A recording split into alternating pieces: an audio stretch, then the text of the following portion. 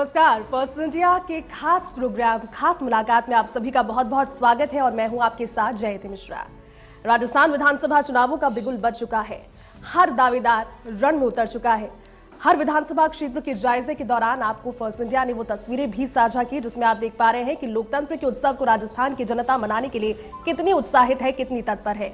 और इसी कार्य को लेकर आज हम आप पहुंचे हैं खेतड़ी विधानसभा क्षेत्र में। खेतड़ी के सियासी समीकरण क्या है, कौन यहां से मजबूत दावेदार है, जनता की क्या उम्मीदें हैं और साथ ही जनता की उम्मीदों पर खरे उतरने के लिए यहां से जनप्रतिनिधि कितने आतुर हैं, ये सभी आज खास मुलाकात में हम आपको बताएंगे। हमारे साथ खास मुलाकात में आज मौजूद है बेहद खास शख्सियत, बसपा प्रत्याशी खेतड़ी विधानसभा से मनोज घुमरिया जी। मनोज जी, बहुत बहुत स्वागत है आपका। हालांकि आपके क्षेत्र में है लेकिन आप ही का स्वागत है यहाँ पर। नमस्कार, मैं फर्स्ट इंडिया के सभी श्रोताओं को दीपावली की हार्दिक शुभकामनाएं देता हूं। मनोज जी, खेतड़ी विधानसभा क्षेत्र सियासी तौर पर तो काफी ज्यादा दिलचस्प रहा ही है, लेकिन यहाँ से जितनी प्रशासनिक सेवाएं और जिस तरह से आप जिक्र भी कर रहे थे कुछ देर पहले जब आपसे बातचीत हो रही थी कि पढ़ाई को लेकर जो अलख जगी है उसकी निरंतरता को बनाए रखना आपकी हमेशा से प्राथमिकता रही। आप खुद भी इसके लिए कार्यशील रहे। हालांकि अब तो आप जिम्मेदारी के साथ आगे बढ़ रहे हैं, लेकिन इससे पहले भी आपने कोशिश यही की कि समाज सेवा में कुछ ना कुछ आपका योगदान देते रहे। शुरुआत कहाँ से हुई? मैं ये कहूँगा कि जो शिक्षा है, आज मेरा जो परिवार जिस मुकाम पे है वो शिक्षा की ही देन है और हर व्यक्ति के जीवन में बदलाव के लिए शिक्षा ज़रूरी है। और यहीं से मैंने प्रेरणा ली कि आज खेतड़ी के मेरे सर्व समाज के भाइयों में अगर कोई उनके जीवन में परिवर्तन करना है तो उनके बच्चों को पढ़ाओ और उसमें मदद करो।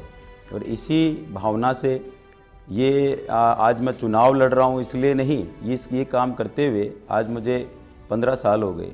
निरंतर जो भी गरीब बच्चे हैं उनको पढ़ने में सहायता करते हैं और कॉम्पिटिटिव एग्ज़ाम्स की तैयारी करने में जहाँ वो पढ़ना चाहते हैं, जैसे दिल्ली वगैरह भी हम बच्चों को हेल्प कर रहे हैं। जयपुर में भी दृष्टि जैसी जो बड़ी संस्था है उसमें भी बच्चों को पढ़ा रहे हैं पीजी में रख के। और उसी चीज़ को कि यहाँ खेतड़ी के अंदर मैक्सिमम जो पॉपुलेशन है वो किसान और मज़दूर हैं।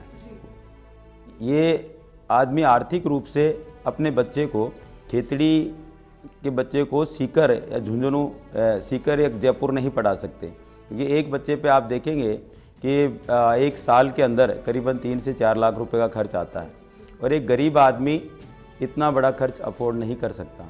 और यही वो मदद है कि मैंने सबसे पहले शुरुआत इसी से करी कि क्यों ना मैं हमारे खेतड़ी के भाइयों की मदद करने के लिए यहाँ कोचिंग क्लासों की स्थापना करूँ और उन कोचिंग क्लासों का जो सिलेबस है, यहाँ तक कि जो टीचर्स हैं वो सारे के सारे जयपुर से जो फैकल्टीज़ हैं और बहुत जाने माने टीचर हैं उनको हायर करके यहाँ बच्चों को पढ़ाना हमने चालू किया।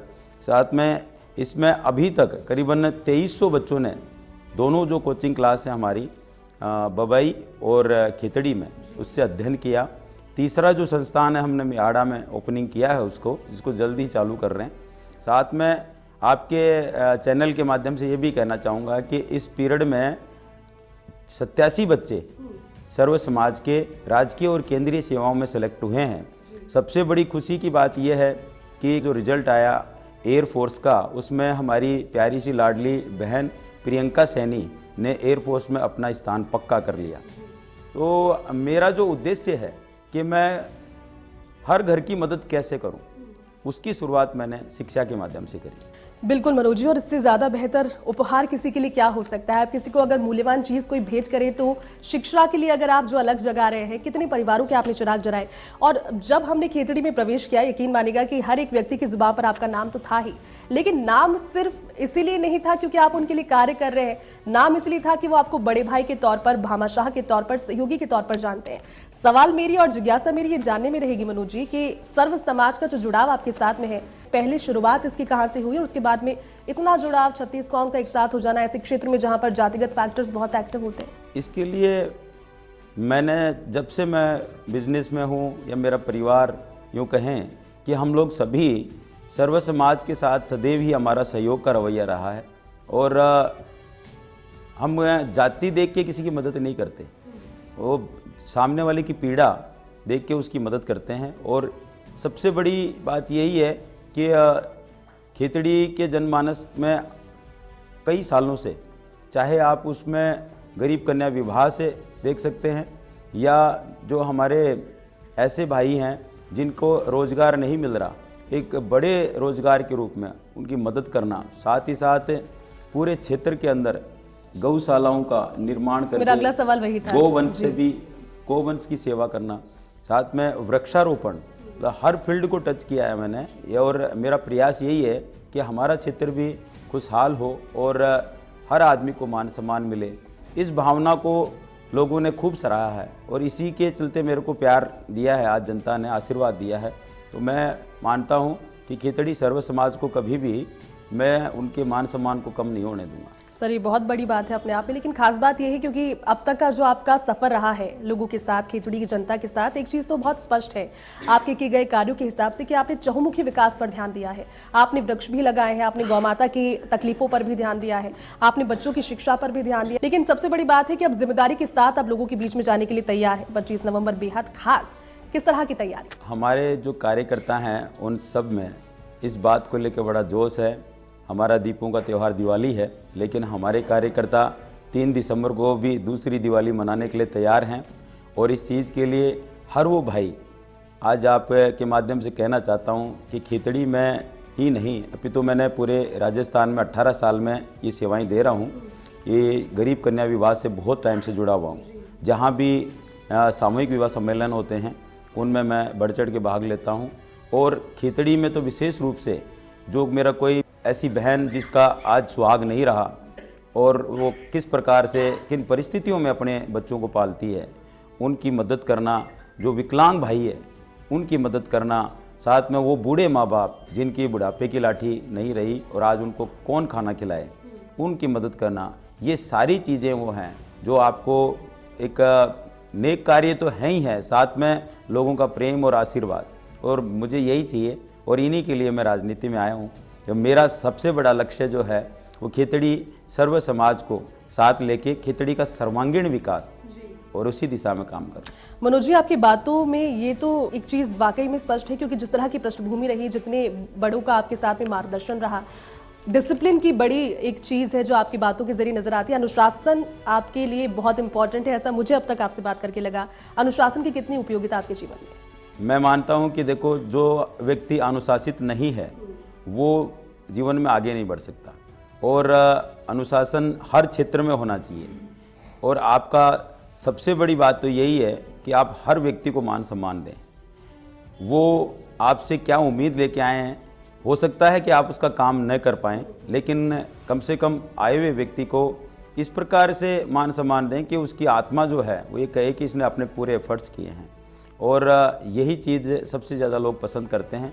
और इसमें हर चीज़ में आपको सच्चाई मिलती है जो राजनेताओं में बहुत कम देखने को मिलती है। लेकिन मेरी जनता और सब सारे कार्यकर्ता इस बात के लिए मुझ पर विश्वास करते हैं कि मैं झूठ नहीं बोलता। तो आप ये मानते हैं कि क्षेत्र की जनता को एक ऐसे जनप्रतिनिधि की, एक ऐसे जिम्मेदार व्यक्ति की दरकार है जो कि स्पष्टवादी है, अनुशासन जिसके लिए बहुत महत्वपूर्ण है, साथ ही साथ हर वर्ग को, हर व्यक्ति को, 36 कौम को साथ लेकर चलने वाला, इस तरह की सारी खूबियां आप में? आपके इस प्रश्न का उत्तर तो जनता दे ही रही है बड़े प्रचंड बहुमत के रूप में।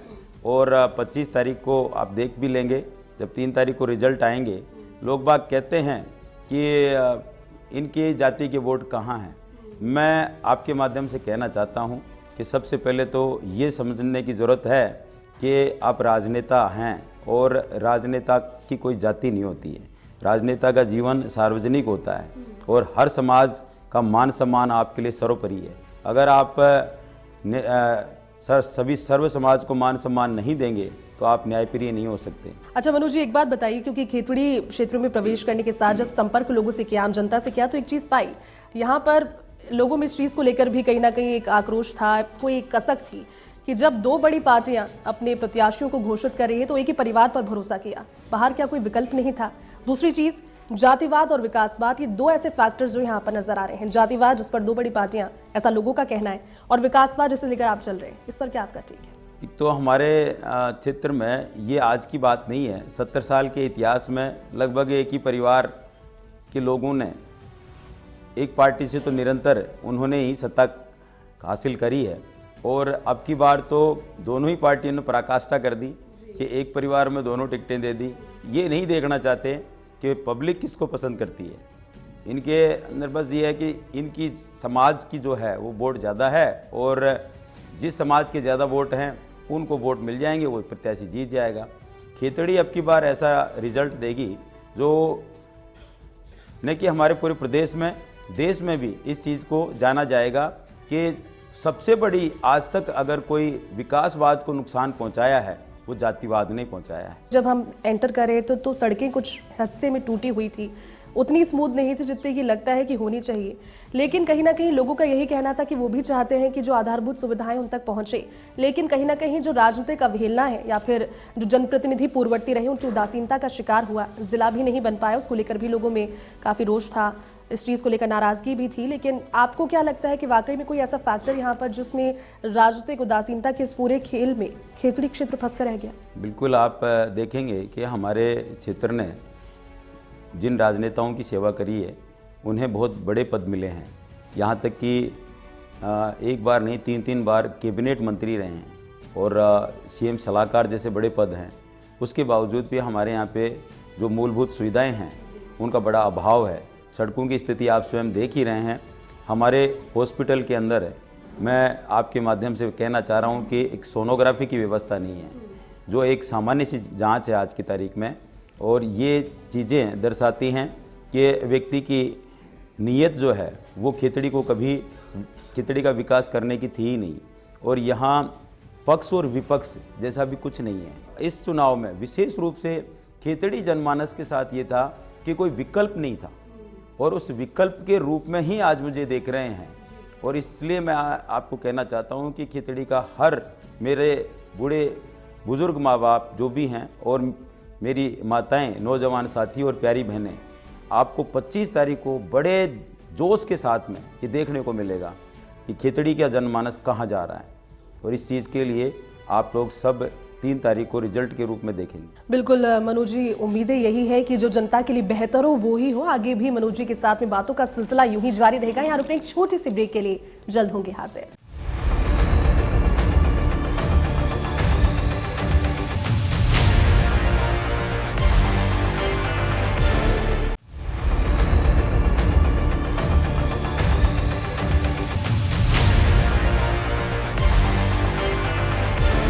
ब्रेक के बाद एक बार फिर से आप सभी का बहुत बहुत स्वागत है। आप देख रहे हैं खास मुलाकात। मैं हूं आपके साथ जयती मिश्रा, और खास मुलाकात में आज हमारे साथ खेतड़ी विधानसभा से बसपा प्रत्याशी मनोज घुमरिया जी मौजूद हैं। लगातार हमारे सवालों का जवाब भी दे रहे हैं और अपनी बातें भी कर रहे हैं। अच्छा मनोज जी, अब बात कर लेते हैं, क्योंकि चुनावी समय है, अब बहुत कम समय रह गया है, काउंटडाउन ही से मानकर चल रहे हैं। हालांकि कार्यकर्ताओं के और अंदर आपके अंदर जो जोश है, वो आत्मविश्वास यहाँ पर भी परिलक्षित हो रहा है। लेकिन ये बताइए, क्योंकि अब जब जनता के बीच पहुंच रही होंगी और क्षेत्र की समस्याओं को आपने बहुत करीब से देखा है, जिम्मेदारी अगर मिलती है, अगर 25 नवंबर के उस दिन आपकी किस्मत ईवीएम में कैद होने के बाद 3 दिसंबर को आपको दिवाली एक बार फिर से मनाने का मौका देती है, तो कौन से ऐसे बिंदुवार प्रायोरिटीज होंगी जो खेतड़ी की जनता के लिए आप देंगे? बिल्कुल, मैं आपके माध्यम से खेतड़ी सर्व समाज को आश्वस्त करना चाहता हूँ कि आप लोगों ने मुझे आशीर्वाद दिया, तो सर्वप्रथम मैं खेतड़ी के सर्व समाज को ये कहना चाहता हूँ कि खेतड़ी के अंदर शांति व्यवस्था होगी। आज जिस प्रकार से जो अराजकता का माहौल है, आए दिन मर्डर जैसी घटनाएं सुनने को मिलती हैं, इन पे पूर्णतः रोक होगी। और साथ ही साथ मेरे युवा साथियों को यहाँ जो रोजगार के लिए मारे मारे फिरते हैं, ये बड़ी समस्या है, रोजगार की बहुत बड़ी समस्या है। मैं आपको बताना चाहता हूं कि हमारे क्षेत्र को जाना ही जाता था हिंदुस्तान कॉपर के लिए, और आज हिंदुस्तान कॉपर एक जो सबको रोजगार देता था, वो ऐसा उपक्रम बन के रह गया जहां आए दिन भ्रष्टाचार होता है। हमारे क्षेत्र के 12,000 से 15,000 लोगों को रोजगार देने वाले संस्था आज 300 आदमियों पे आ गई, और वो भी राजस्थान से नहीं, बाहर के लोग हैं। हिंदुस्तान कॉपर जैसी बड़ा उपक्रम जिसके अंदर आज भी कॉपर के रिजर्व जो भंडार हैं वो 70% तक है, लेकिन हिंदुस्तान कॉपर को इस स्थिति में लेके आ गए जहां क्षेत्र के युवाओं को आज रोजगार के लिए भटकना पड़ रहा है। मैं अगर जीतता हूं तो हिंदुस्तान कॉपर के पुराने गौरव को दोबारा स्थापित करने का पूरा प्रयास करूंगा। साथ ही साथ जो हमारा खेतड़ी क्षेत्र है, ये स्वामी विवेकानंद जी की नगरी है, राजा अजीत सिंह जी की नगरी है, और हमारे क्षेत्र में टूरिज्म की अपार संभावनाएं हैं। तो मेरा लक्ष्य ये है कि कैसे भी करके सफारी है यहाँ पर, उसको भी बहुत बहुत शानदार सफारी है और ऐसी ऐसी जगह है जहाँ टूरिस्ट आना पसंद करेंगे। तो इसके लिए खेतड़ी को डेवलप करना, छोटे छोटे होटल्स को डेवलप करना जिससे युवा साथियों को रोज़गार मिले और साथ में हमारे पूरे क्षेत्र को एक पहचान मिले, और ये मेरा मतलब लक्ष्य है। और मेरी बहनों से मैं कहना चाहता हूँ, विशेष रूप से गृहिणियों से, कि मैं एक व्यापारी हूँ और मेरे माइंड में ये विज़न है कि मैं गृहिणियों के लिए खेतड़ी में रोजगार की व्यवस्था करूं, जिसमें कताई बुनाई ये जो लघु उद्योग इसके रूप में मेरी गृहिणियों को 10,000 गृहिणी बहनों को रोजगार उपलब्ध कराने का मैंने अपने आप से एक लक्ष्य रखा है। और इसको आप देखेंगे करते हुए, खेतड़ी क्षेत्र पूरी तरह से खनिज संपदा से भी संपन्न है और यहाँ एक रिको के नाम पे बोर्ड जरूर लगा दिए, लेकिन आज तक रिको के नाम पे कोई फैक्ट्री नहीं है यहाँ। लेकिन मैं आपके चैनल के माध्यम से कहना चाह रहा हूँ कि जिस प्रकार से नीम का थाना डेवलप हुआ है, शानदार तरीके से आप खेतड़ी को भी डेवलप होते हुए देखेंगे। और मेरा सबसे ज़्यादा जोर इसी चीज़ पे रहेगा कि मैं रोजगार के साधनों को बढ़ाऊं। तो चलिए एक बार फिर से हमारे दर्शकों को और खेतड़ी की जनता को बताते हैं। आपने रोजगार की बात कर लिया, आपने रोजगार के लिए विजन अपना बताया कि रोजगार आप युवाओं को कैसे देंगे, महिलाओं को कैसे देंगे। टूरिज्म का आपने यहाँ पर जिक्र किया है, टूरिज्म के लिए आपके पास में प्रॉपर एक प्लान है। इसके अलावा आपने जिक्र कर लिया है अपराध को खत्म करने को लेकर, पुलिस का इकबाल एक बार फिर से बुलंद हो जाए खेतड़ी की जनता में। इस पर मेरा एक फिर से सवाल है सर, क्या लगता है, क्योंकि वाकई में खबरें तो बहुत आती है कि मर्डर हो गया, लड़कियों के साथ रेप हो गया, और जिस तरह की घटनाएं खेतड़ी के कुछ पर्टिकुलर इलाकों में होती है, उसके लिए कोई और विजन, क्योंकि जनता त्रस्त है इस चीज़ से। खेतड़ी की जनता इस प्रकार से त्रस्त है, मैं आपको बताना चाहता हूं कि यहाँ वो स्थिति है कि एक महिला, एक लड़की स्वयं ये कहे कि मेरे साथ घिनौना अपराध हुआ है, बलात्कार हुआ है, उसके केस के अंदर पुलिस का रवैया ऐसा रहता है। आज तक आपने ये नहीं सुना होगा कि 376 के मुकदमे के अंदर FR लगते हुए ये खेतड़ी के थानों में होता है। आज खेतड़ी के जनमानस में ये आक्रोश है कि बहुत हो गया और अब सहन नहीं करेंगे। इन सभी चीज़ों के पीछे धीरे धीरे की गई उदासीनता का एक कारण नजर आता है। एक बार में होने वाली चीज़ें नहीं है, या फिर शुरुआत से कहीं ना कहीं हमने देखा होगा कि किसी चीज़ पर ढील दी गई, फिर उसे छोड़ दिया गया, बढ़ते बढ़ते वो इतना बड़ा पहाड़ हो गया है अपराध का, जिसे काटने के लिए आपने पहले से तैयारी अब कर ली है और क्षेत्र की जनता पर विश्वास भी करती है। लेकिन चलिए अब चुनावों पर फिर से लौटते हैं। ये बताइए, क्योंकि 25 नवंबर को चुनाव है और इस बार कई नए वोटर्स वोट करने वाले हैं, कई ऐसे मतदाता हैं जो पहली बार मतदान करेंगे। ऐसे पहले मतदाताओं के लिए सबसे पहले आपका क्या संदेश, और फिर दूसरी बार लौटेंगे उस पर दूसरा जवाब आपसे लूंगी। मेरे युवा छोटे बहन और भाइयों से मैं अपील करता हूं कि आपके भविष्य के लिए आपका भाई निरंतर लड़ता रहेगा, और मैं हर संभव वो प्रयास करूंगा जिससे मेरे छोटे बहन भाइयों का भविष्य सुधरे। आपके सपनों को साकार करने के लिए मैं हर संभव प्रयास करूंगा। आप लोगों के मत से खेतड़ी को एक नई दिशा और दशा मिले और खेतड़ी का सर्वांगीण विकास हो, यही हमारा प्रयास है। और सबके सब 25 तारीख को मुझे उम्मीद ही नहीं, विश्वास है कि खेतड़ी का फर्स्ट वोटर मनोज घुमरिया को वोट करेगा। मनोज जी, अपील तो आपने कर दी, लेकिन अंतिम अपील की जो जिक्र था वो मैं करने वाली थी। एक बार फिर से आप खेतड़ी की जनता से और आपके कार्यकर्ताओं के जरिए जो मेहनत सभी आप कर रहे हैं उसके जरिए एक अपील हो जाए कि 25 तारीख को आप सभी जाइए वोट करने के लिए। लोकतंत्र का उत्सव है, इसमें सभी पार्टिसिपेट कीजिए, किसी काम का बहाना नहीं दीजिए, क्योंकि चुनाव आयोग की ओर से तारीख बदली गई, उसके बाद में 23 तारीख को 25 इसलिए किया गया क्योंकि मतदान प्रतिशत कम ना हो। बिल्कुल, ये एक चुनाव का बहुत बड़ा महोत्सव है, त्यौहार है, और हर खेतड़ी वासी से मैं अपील करता हूं कि ज़्यादा से ज़्यादा संख्या में पहुंच के अपने मत का प्रयोग करें, और आपके द्वारा किया गया मत खेतड़ी को एक नई दिशा देगा। और साथ ही साथ सभी मेरे पिता तुल्य बुजुर्ग, मेरी माताएं, नौजवान साथियों और प्यारी बहनों, सबसे अपील करना चाहता हूं हाथ जोड़ के कि ये एक ऐसा अवसर है कि आप सब लोग खेतड़ी को बहुत ही सुंदर शासन, प्रशासन और सुशासन के साथ साथ एक अच्छी दिशा देंगे। मैं आप लोगों को आश्वस्त करना चाहता हूं कि सर्व समाज का मान सम्मान रहेगा और हर भाई की सुनवाई होगी, और हमारा खेतड़ी शांति प्रिय क्षेत्र रहेगा।